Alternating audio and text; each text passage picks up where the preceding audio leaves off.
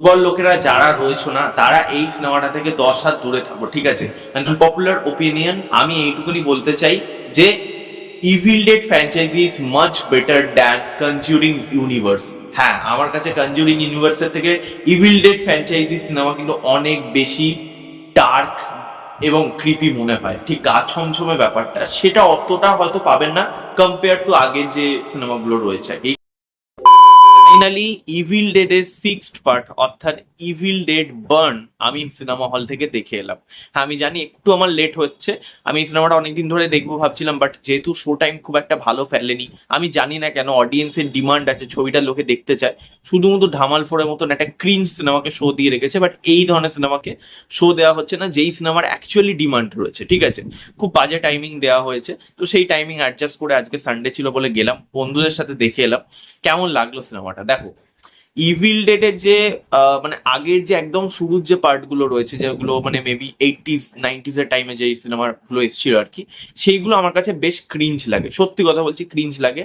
আমার যে বয়স মানে বাড়ির যে বয়স্করা রয়েছে, যারা সিনিয়র রয়েছে, আমার বাবা জেঠু, এদের কিন্তু ওই সিনেমাগুলো আবার খুব ভালো লাগে, আমার কিন্তু ভালো লাগে না। আমার যেন ভূতগুলো দেখে হাসি পায়, ওখানে যেরকম আর কি পস্টেটিং এর মেকআপ রয়েছে বা যা রয়েছে সেটা খুব স্বাভাবিক। দেখো তখন তো এত আপগ্রেডেশন আসেনি, তখন যা যতটা পেরেছে করেছে, তাই জন্য আমাদের কিন্তু হাসি পায়। বাট 2013-এর পর থেকে ইভিল ডেডের যে নতুন করে একটা অ্যাডিশন বা রিবুট ভার্সন হওয়া স্টার্ট হয়েছে, সেই তারপর থেকে প্রত্যেকটা সিনেমাই কিন্তু ভালো, সেটা ইভিল ডেড হোক, ইভিল ডেড রাইজ, তো ডেফিনেটলি গ্রেট হরর মুভি। তো এই সিনেমাটাও কিন্তু আমি একটা কথা বলতে পারি ভাই, ওই একটু যাদের গা ঘিন ঘিন ব্যাপার রয়েছে বা অত ব্লাড শেড, অত ঘোর জিনিসপত্র, অত ক্রিপি জিনিসপত্র দেখতে পারবে না, তারা কিন্তু এই সিনেমাটা ভুলেও দেখতে যেও না। আমি বারবার বলে দিচ্ছি, তারা ভাই দূরে থাকো, ঠিক আছে। সিনেমার গল্পের ব্যাপারে আমি ছোট্ট করে বলছি, এখানে যে এলি, যে আর কি মেন ক্যারেক্টার এই সিনেমার, তার এখানে হাজবেন্ডের মৃত্যু হচ্ছে, খুব অ্যাক্সিডেন্টাল ডেথ হচ্ছে, আমি বলবো না সেটা কি করে।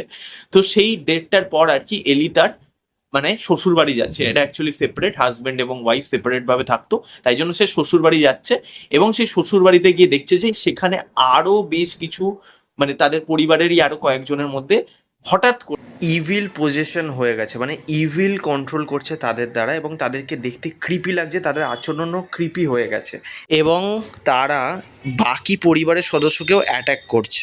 ডেড বুক সেটার কিন্তু একটা পার্ট হয়ে গেছে, বা মেন যে ইভিল রয়েছে তার কিন্তু একটা কোথাও গিয়ে বলতে পারো পার্ট হয়ে গেছে, বা তাদের সাথে কানেকশন হয়ে গেছে বা কন্ট্রোল করছে, ঠিক আছে।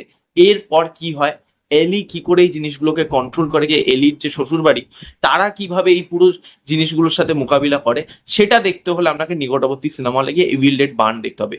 আমি একটা কথা বলবো, যারা ভাবছেন এই সিনেমাটা ওটিটিতে দিলে দেখে নেবো বা পাইরেসি করে দেখে নেবো, তাদেরকে আমি সত্যি কথা বলছি ভাই, তোমরা এই সিনেমাটা হলে গিয়ে দেখো, কারণ ভাই বেস্ট এক্সপিরিয়েন্স পাবে তোমরা সিনেমা হলে। এই সিনেমাটার যে সাউন্ড এফেক্ট রয়েছে এবং ভিজুয়ালি সিনেমাটা যা দেখায়, সেটা একমাত্র হলে গেলেই মজা পাবে। টিভিতে বা ফোনে বা ল্যাপটপে কিন্তু সেই মজাটা একদমই পাবে না, ঠিক আছে। আমি এই সিনেমার ভালো দিক খারাপ দিক নিয়ে কথা বলবো। দেখো, এই সিনেমার জন্য আমার কাছে বেশ কিছু ভালো দিক আছে, আবার কিছু নেগেটিভ দিক আছে। সবার প্রথম যদি ভালো দিকের কথা বলি, এইখানে যেভাবে ব্লাড শেডের সিকোয়েন্স গুলো বা ক্রিপি জিনিসপত্র রয়েছে, সেটা বলছি যারা ইভিল ডেড এর মানে লাভার রয়েছে, যারা ইভিল ডেড ফ্র্যাঞ্চাইজিকে পছন্দ করে, তাদের জন্য তো ট্রিট। এবং যারা এই ধরনের জিনিসপত্র মানে খুব একটা দেখো না বা মোটামুটি ভালো লাগে, তাদেরও কিন্তু ভালো লাগবে, ঠিক আছে। হ্যাঁ, যারা দুর্বল হৃদয় রয়েছে তাদের ভালো লাগবে না, বাট যারা এই ধরনের জিনিসপত্র দেখতে পছন্দ করে তাদের কিন্তু বেশ ভালো লাগবে। কারণ এখানে তুমি যা যা এক্সপেক্ট করে যাচ্ছ তার থেকে বেশি কিছু পাবে। আনপ্রেডিক্টেবল জিনিসপত্র কিন্তু হয়, বিশেষ করে সেকেন্ড হাফে, তার জন্য কিন্তু লোকে আরো বেশি মজা পায়, ঠিক আছে।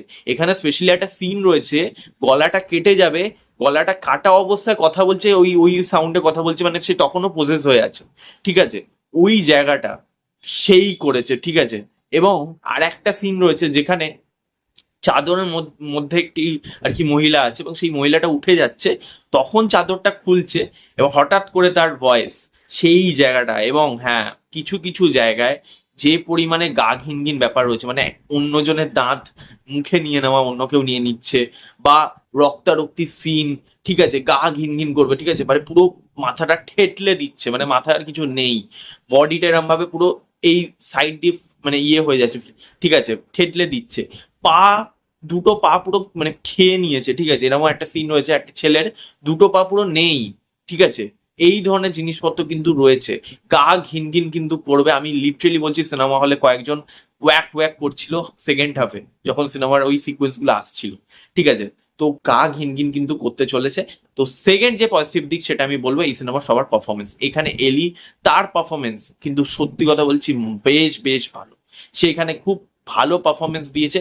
কেউই খুব একটা চেনা মুখ নয়, কিন্তু আমি যেটা বলবো না, হরর ফিল্মের এটাই একটা পজিটিভ দিক যে হয়তো অত চেনা মুখ না থাকলেও কিন্তু অডিয়েন্স তাদেরকে দেখতে পছন্দ করে, যেহেতু সিনেমাটার কন্টেন্ট কথা বলে, সিনেমাটা ভিজুয়াল কথা বলে। তাই জন্য এখানে কোনো চেনা মুখ খুব একটা আপনারা পাবেন না। কিন্তু হ্যাঁ, সবার পারফরমেন্স, এখানে যে বয়স্ক যে মহিলাটি পারফরমেন্স করেছে তার মানে তার জায়গায় কিছুটা কমেডি সিনও রয়েছে, মানে লোকে হাসছিল খুব একটা, মানে হ্যাঁ এমন নয় যে ভীষণ হাসির সিন আছে, বাট হ্যাঁ হালকা ফুলকা হাসি পাবে।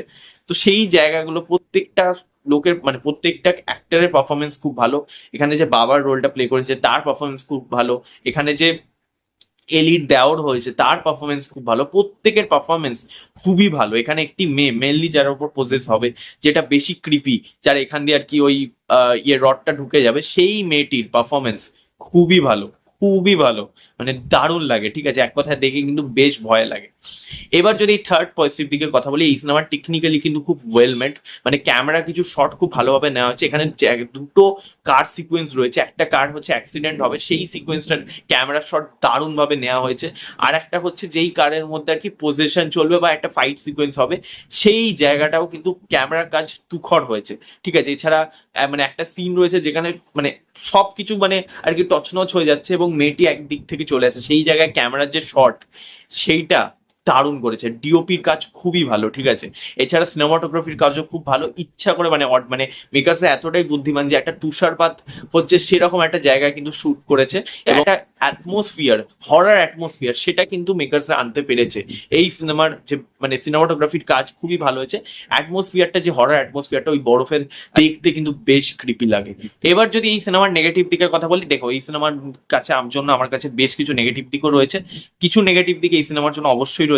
এই সিনেমাটা যদি এক কথা বলতে হয় যে ইভিল ডেড রাইজের মতন কি হয়েছে, না, সেই এক্সপেকটেশনটা ম্যাচ করতে পারেনি। কেন, এখানে গা ছমছমে জিনিসপত্র কম রয়েছে, মানে এখানে জাম্প স্কেয়ার্স বলতে গেলে খুবই কম, দু তিনটে রয়েছে, সেগুলো ঠিকঠাক ওয়ার্ক করে। বাট জাম্প স্কেয়ার্স আরো বেশি প্রয়োজন ছিল এই সিনেমাতে।